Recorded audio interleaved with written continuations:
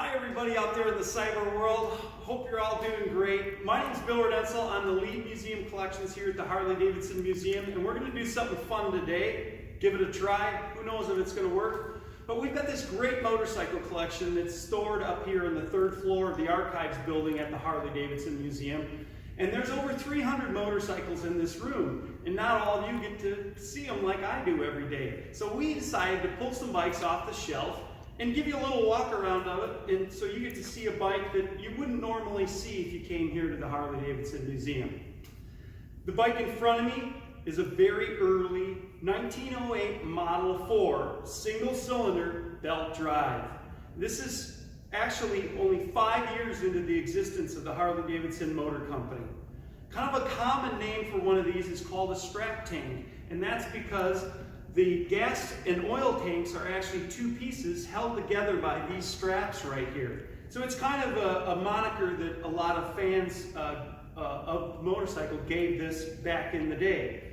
The ignition on this is battery, and it's a dry cell battery right here underneath the rider's seat. The box below that is actually the toolbox where you keep various wrenches and tire patches and things that you'd need just in order to get this bike around on the roads of the day.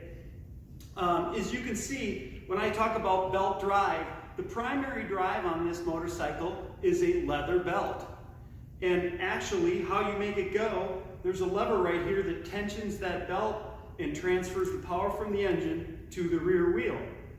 The brakes are a lot like brakes on single-speed bicycles. You actually pedal backwards to stop the rear wheel. No front brake on this bike at the time. A lot of different levers and things you'll see here. It took a lot to actually make this go down the road. You can advance and retard your ignition timing. There's a cutout for the exhaust, so when you got out into rural areas, you could open up the exhaust, bypass the muffler. It'd be a little bit louder, but the bike would actually perform a little better.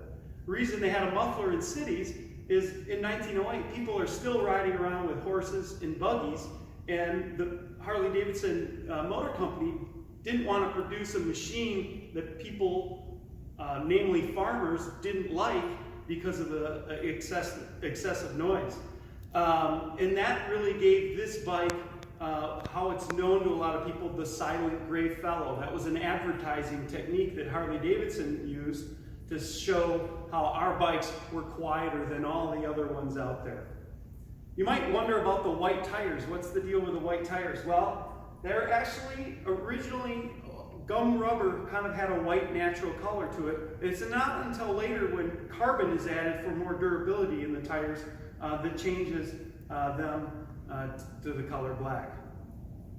Well, that's it for this bike here. We've got more bikes coming for you. If you have ideas of what bikes you'd like to see, you can add them in the comments right down below. And if we have one, maybe we'll pull that one down and tell you about it as well. Thanks, and have a great day.